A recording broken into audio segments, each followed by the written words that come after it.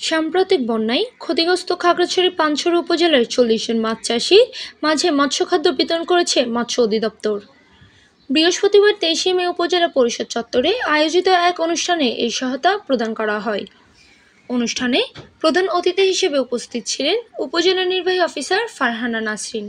তিনি বলেন, সরকার সবসময় জনগণের পাশে রয়েছে, দুর্যোগ মোকাবেলায় সহায়তা ও কার্যক্রম অব্যাহত থাকবে। অনুষ্ঠানে সভাপতিত্ব করেন উপজেলা মৎস্য কর্মকর্তা প্রিয়কান্তি চাকমা। তিনি বলেন, এই সহায়তা চাষিদের ক্ষতি পুষিয়ে নিতে সহায়ক হবে এবং পুনরায় উৎপাদনে ফিরতে উৎসাহ যোগাবে। সহায়তা পেয়ে আনন্দ প্রকাশ করে চাষিরা জানান, বন্যায় আমাদের বড় ধরনের ক্ষতি হয়েছে। সরকারের পক্ষ থেকে এই খাদ্য সহায়তায় আমাদের পুনরায় ঘুরে দাঁড়াতে সাহস দিবে। অনুষ্ঠানে বিভিন্ন দপ্তরের কর্মকর্তা, স্থানীয় জনপ্রতিনিধি, গণ্যমান্য ব্যক্তি ও চাষিরা উপস্থিত ছিলেন। স্থানীয় প্রশাসনের এই উদ্যোগকে সকলকে সাধুবাদ জানান। শাহজাহান কবির সাজুর পাঠানো তথ্য ভিডিওচিত্রে PIB 71 টিভি।